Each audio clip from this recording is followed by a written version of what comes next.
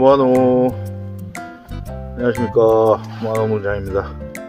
자, 오늘은 4월 20일입니다 4월 20일이고 제가 살고 있는 지역은 지금 약간의 보슬비가 내리고 있고, 그래서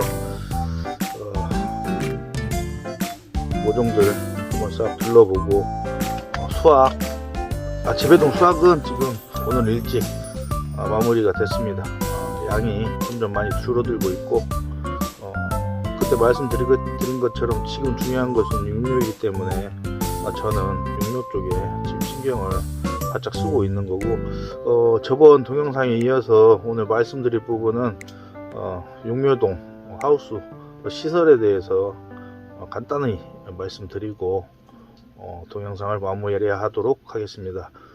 먼저 육묘장을 설치할 때는 이제 제가 한 10년 정도 농사를 해오면서 딸기 농사에서 가장 중요한 거는 육묘라고 모든 분들이 말씀하듯이 육묘가 중요한데, 실질적으로 우리 육묘장 환경이 어떨까라는 생각을 한번 해봤어요. 근데 저처럼 기농을 해서 처음 토경농사로 시작하시는 분들이나 새로운 땅을 사가지고 시설을 새로 짓고 하시는 분을 제외하고 나머지 분들은 기존에 있는 시설, 하우스를 인수하면서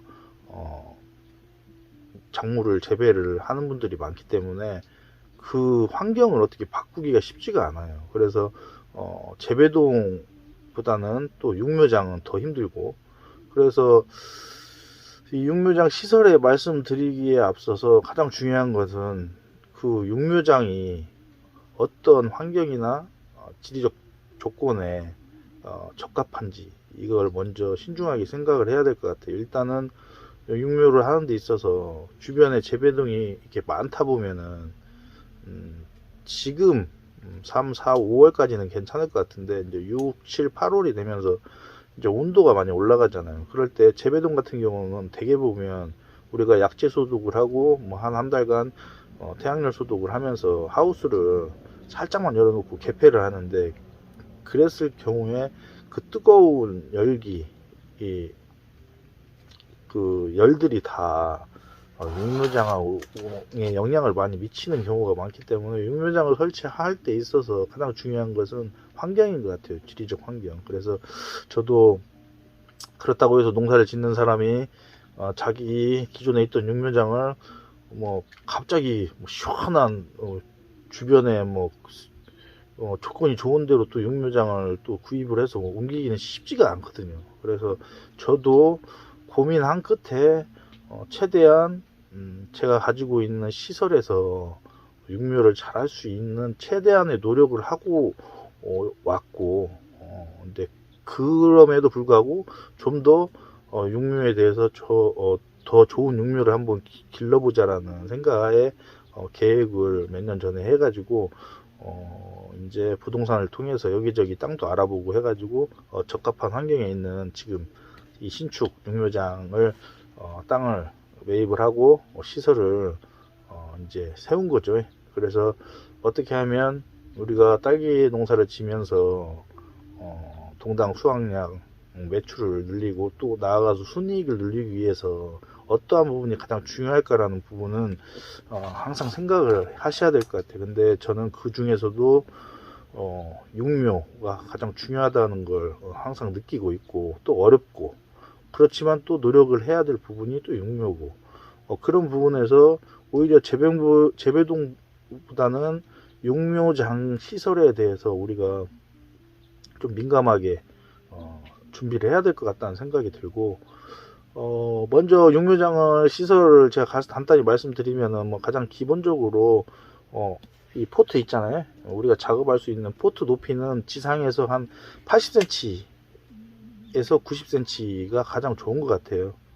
그보다 가장 우선적인 거는 재배자, 작업자의 키에 맞게 그 효율적으로 높이를 조절하는 게 가장 중요하지만, 우리가 어느 적정 규모 이상으로 작물을 키울 때는 인력들, 관리하는 친구들을 두고 일을 하잖아요. 그러면 그 친구들도 계속 수시로 바뀔 수 있는 부분이 있기 때문에 이제 우리가 저도 마찬가지로 교육을 받을 때 뭐 빗물이 떨어지면 지상에 떨어져서 빗물이 튀어올 수 있는 최고 한계 높이가 몇 센치다 막 이런 거 막 많이 교육 받잖아요. 그래서 제가 봤을 때는 이제 작업을 하는 데 있어서도 80에서 90cm가 베드 높이는 가장 적당한 것 같아요. 그리고 그 베드 높이에서부터 측창 최대한 올려가는 측창 높이가 제가 봤을 때는 한 50cm 이상은 돼야 될 것 같아요. 양 어깨 패드 되는 데 있잖아요. 측창이 끝까지 올라갔을 때 지금 내가 베드 높이에서 최소한 한 50cm 이상은 돼야 될 것 같아요. 그래야 나중에 이 통풍 환기 부분에서 어느 정도 효율적이지 않을까 그런 생각을 하고, 지금 이 육무장 같은 경우는 또 측창에서 또 천창까지 말아 올라가는 그런 구조로 만들었고, 비가 안 올 때는 말아서 올리고 차가망 없이 노지 개념으로 키우는 거고, 이제 비가 오거나 흐리거나 이럴 때는 또 비가림 형식으로 내리고, 그 다음 한낮 뜨거울 때는 또 차광망 설치가 되어 있기 때문에 차광으로 또 그 뜨거운 시간대를 또 처강을 해주고, 이런 게 가장 기본적인 거고, 그 다음 어미모하고 자모 포트간 자모 판 포트 1번모하고 어미모 사이에 제가 뭐 최소한 5cm에서 한 6cm 더 공간 넓힐수록 좋다고 말씀드렸잖아요. 그거 꼭 체크해야 되고, 그 다음 하나 체크해야 될 게 이 천창까지 열리는 부분이 패드가 돼 있어요. 패드가. 근데 패드를 100m까지 연결하면 패드가 계속 연결되는 부위에서 비가 오면 물이 떨어져요. 근데 이 부분을 아무리 보완을 해도 물이 떨어지더라고. 그러니까 설치하실 때는 물 떨어지는 위치를 우리가 작물을 재배하는 포트 쪽이 아니라 우리가 이동하는 통로 요 골 쪽으로 그 패드를 위치해서 물이 설령 떨어지더라도 골 쪽으로 떨어지게 요거 한번 체크하셔야 될 것 같고, 기본적으로 뭐 흐린 날 이런 날 바람이 안 통할 때 뺄 수 있는 유동팬 하나 또 설치해야 되고, 그 다음에 앞뒤로 빼낼 수 있는 배기팬, 요거에 가장 기본적인 거고, 뭐 시설은 우리가 시설을 짓는 건 아니고 업자들이 시설을 짓기 때문에 그런 부분만 조금 집중을 하셨으면 좋겠고 참고를 하셨으면 좋겠고, 또 하나가 우리가 어떤 땅을 이제 육묘장을 하기 위해서 땅을 다지잖아요. 그러면 앞 부분하고 맨 끝 부분하고 이 수평을 잘 봐야 돼요. 근데 되게 보면은 업자들이 이런 거 신경을 잘 쓰는 분들도 있고, 또 주인이 신경을 잘 안 쓰면은 앞하고 뒤하고 우리 구배라고 하잖아요. 수평이 안 맞으면 나중에 물을 줬을 때 균일하게 물이 가는 거, 요것도 생각을 해야 되고, 압력 부분 이런 것도 잘 생각을 해야 되고, 수평이 됐을 때 또 그 호스에 전조호스에 맞으면 물이 어느 쪽에 남아있는 안 남아있는 이런 것도 많이 생각을 해야 되기 때문에, 그 베드 설치할 때 맨 앞과 맨 뒤 중간에 수평 높이가 수평적으로 높이가 균일하게 해야 되는 이 작업이 주인들이 이 부분은 생각을 하시고 체크를 하셔야 되고, 그 다음 전조호스로 우리가 모든 것을 주잖아요. 뭐 물도 주고 비료도 주고 하는데 압력이라는 게 있기 때문에 가장 좋은 것은 우리가 하우스 100m 논에 한 하우스를 90m에서 80m 사이에 대부분 짓는데, 중간에서 밸브가 물이 나와서 양쪽으로 퍼져나가는 방식으로, 그럴 때 제일 그 압력 부분에 균일하게 물이 균일하게 앞과 뒤에서 균일한 차이에 의해서 물이 떨어지게끔 하는 최고 좋은 방법이 80m 기준으로 했을 때 40m, 중앙 40m에서 양쪽으로 물이 공급이 될 수 있도록, 대회 보면 옛날 하시는 분들은 앞에 있잖아요. 그러면 앞에서 뒤에 90m 밀어주기까지는 이 압력 부상이 아무리 우리가 잘 되는 뭐 밸브 설치하고 이런 것도 중요한데, 그거보다는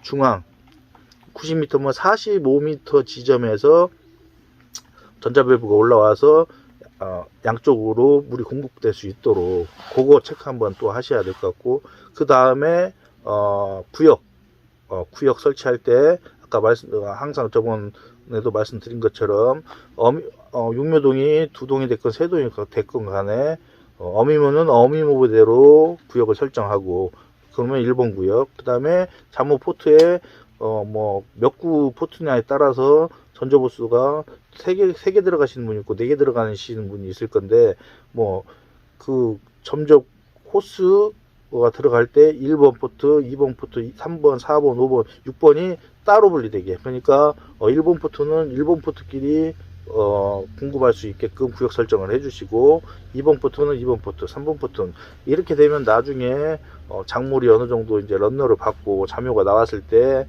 물을 동당 주면은 아무래도 과습 부분, 그리고 이 상토가 떡짐 현상도 많이 나타나고, 그런데 그 각 1번, 2번 줄 때는 각 구역 설치를 잘 하면은 훨씬 효율적으로 물 관리도 되고 작물 관리도 될 것 같아요. 그래서 그 부분 좀 또 신경 쓰셔야 되고, 그 다음에 마지막으로 말씀드리고 싶은 것은 어떠한 육묘장 규모에 따라서 포트가 3줄이 들어가냐, 아니 어미모 베드가 3줄이 들어가냐, 4줄이 들어가냐 일 수가 있어요. 또 작은 동은 2줄이 들어갈 수 있고, 또 3줄 반이 들어갈 수도 있고. 근데 이제 우리가 육묘를 해서 판매를 하거나 뭐 모주의 수를 생각을 하면은, 사람들이 예를 들어서 적당한 육묘 환경에 육묘가 잘 자랄 수 있는 환경이면 이 규모에 3줄만 들어가야 되는데 반줄 더 넣거나 한 줄을 더 넣어가지고 육류를 하시는 분들이 있어요. 근데 그것도 잘하면 효율적이지만, 제가 말씀드리고 싶은 것은 묘가 잘 클 수 있는 최대한 환경을 맞춰주자. 그런 의미에서 우리가 교육에서 작물 포트와 포트 사이에 이 간격을 최대한 넓히면 좋다고 하는데, 현실적으로 힘들잖아요, 그게. 그렇게 되면은 육묘장 규모가 엄청 커져야 되고, 물론 그렇게 키우면 통기성이나 묘의 뭐 활력이나 우량묘로 가질 수 있는 조건은 훨씬 좋지만, 우리가 현실적으로 좁은 한정된 구역에서 적절한 규모의 육묘수를 우리가 자묘를 확보를 하려면 그게 현실적으로 힘들어요. 그런데 지장을 주는 게 저는 이 포트라고 생각을 하는데, 이제 육묘를 하시든 안 하시든 간에 나중에 육묘를 구입하시는 분들도 꼭 참고해야 될 게, 제가 경험상 포트가 우리가 24구 있고 28구 있고 39구 있고 32구 여러 가지 포트가 있잖아요. 보면 포트 안에 있는 포트 용량, 포트에 상토가 들어가는 용량도 중요해요. 아주 중요해요.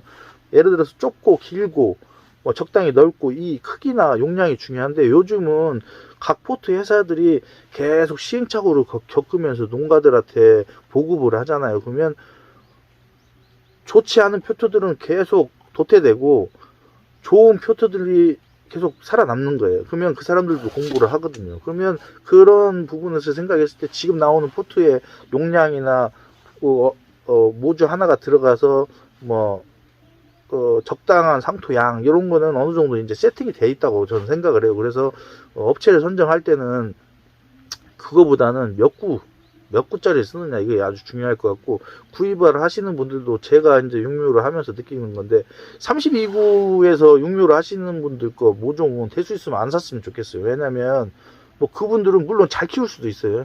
근데 그냥 상식적으로 생각을 했을 때 우리가 일시채묘를 하라는 이유가, 화분화가 균일하게 오고 꽃이 본포에 왔을 때 꽃이 균일하게 피고 균일하게 딸기가 나와야 작물 재배 관리할 때도 관리하기가 쉽잖아요. 근데 예를 들어서 24구는 1번부터 마지막이 6번이에요. 6번. 그러면 6번까지 받으면 마무리가 되는 거고, 32구 같은 경우는 8번까지 받아야 돼요. 그러면 1번부터 6번까지 받는 기간하고 1번부터 8번까지 받는 기간이 1번모와 8번모, 1번모와 6번모 사이에 간격이 있을 거예요. 근데 농사를 잘 짓고 작물을 잘 키우는 사람은 런너를 빨리빨리 출래를 시켜서 이 8번까지 꽂는 이 기간이 좁아질 것이고, 또 어떤 사람은 1번부터 6번까지 쓰는 사람이 또 적정 재배 기술을 잘 사용해서 런너를 잘 빼 올리면은 또 이 기간이 좁아질 것이고, 근데 이 기간이 좁아지면 좁아질수록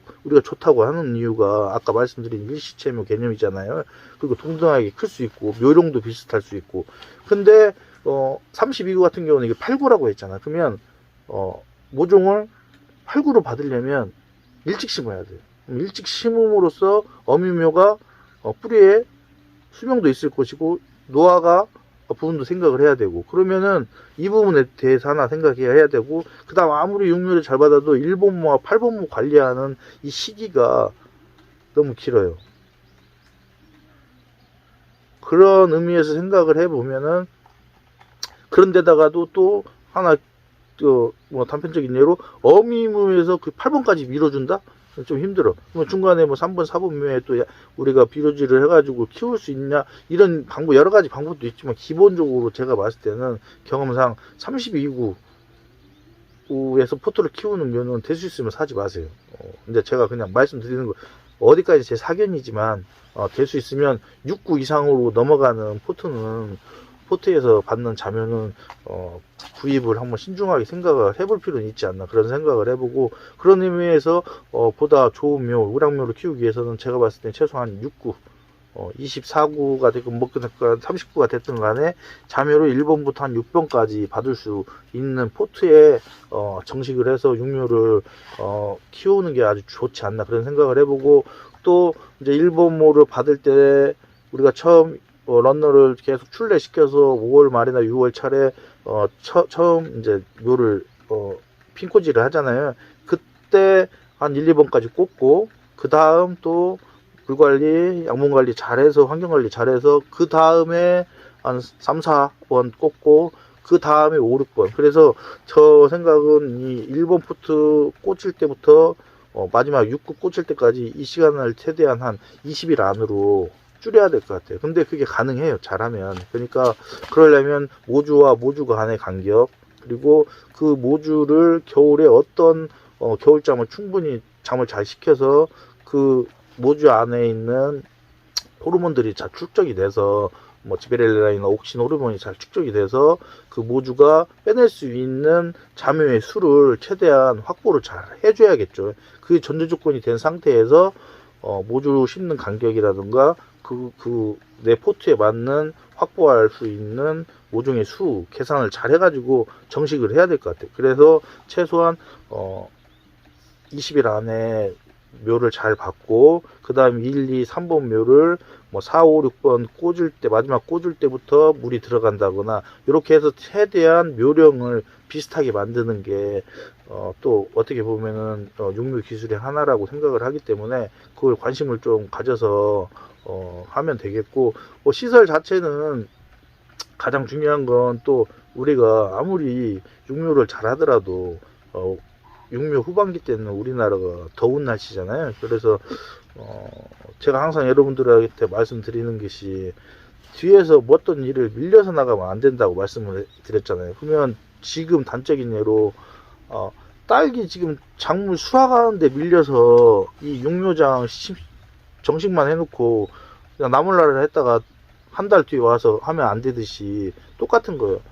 지금 그래도 좀 빠른 사람들은 2달, 3달을 앞서 나간다고 했잖아요. 그러면 내가 지금 2달, 3달에 일어날 일들을 예견을 하고 준비를 하는 거예요. 그런 사람들은 농사가 잘 될 수밖에 없는 확률이 높은 거예요. 근데 이제 제가 지금 말씀드리고 싶은 건 뭐냐면, 저도 날씨가 추워가지고 엊그제 4월 18일부로 노지묘를 한동을 정식을 완료를 했지만, 2달, 3달 후에 보면 우리가 가장 중요한 게 육묘 후반기 7월달, 8월달 날씨잖아요. 근데 지금 올해 예상을 뭐 이게 100% 확실할 수는 없지만, 지금 이제 일기예보나 이런 걸 보면은 올해 7월 6, 7, 8월 달에 한 60일간이 흐리고 비가 온다고 지금 잡혀 있어요, 예정이. 그러면은 올해는 비가림묘가 더 나을 수도 있다, 안전할 수도 있다. 그러면 노지묘 같은 경우는 약을 달고 살아야 돼요. 그래서 저는 올해 지금 노지묘를 한동을 하던 걸 비닐을 신청한 상태입니다. 일종 비닐을 신청을 했습니다. 그래서 적정한 시기가 되면 비닐을 피복을 할 생각입니다. 왜냐면 아무리 내가 노력을 해도 이런 환경에는 이겨먹을 수가 없다고 그랬잖아요. 그러면 그런 2-3달 앞에 우리 날씨, 환경 이런 거를 따져봤을 때 제가 이제 판단을 하는 거예요.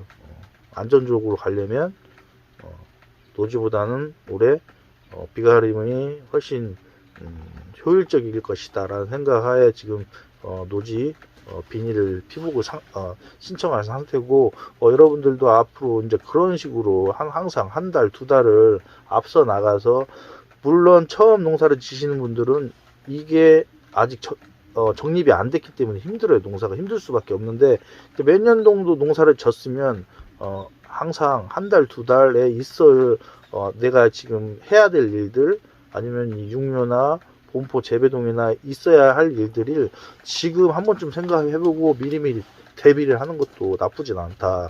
그렇게 생각을 하고, 저 같은 경우도 지금 이 새 신축 육묘장에, 육묘장 시설은 좋고 환경은 좋은데 작년에 약간 욕심이 가해서 실수한 부분도 있고, 그래서 올해는 그 실수한 부분들을 하나하나 다시 개선을 해서 더 잘해 보려고 노력을 하고 있고, 육묘는 정답이 없다고 말씀드렸잖아요. 딸기 농사는. 근데 육묘 같은 경우는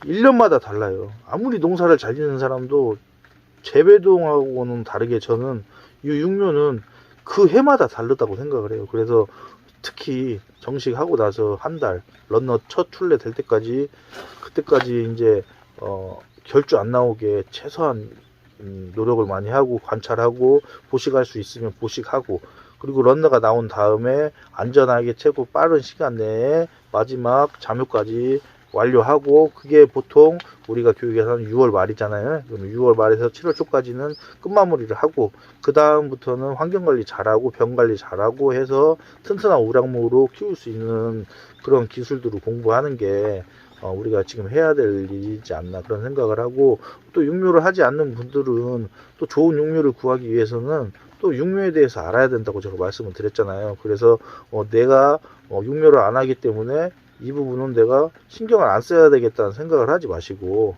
항상 말씀드리듯이 농가 경영비에 많은 부분을 차지하고 있는 이 육묘, 그리고 딸기 농사의 80% 이상을 차지할 만큼 중요한 이 육묘 부분에 대해서 좀 관심을 가져주시고, 교육을 좀 있는 대로 받으시고, 또 저랑 또 자주 소통하시면서 딸기 농사를 같이 하면은 좋은 결과가 오지 않을까, 그런 생각을 해봅니다. 이상 오늘 동영상을 마치도록 하겠습니다. 안녕.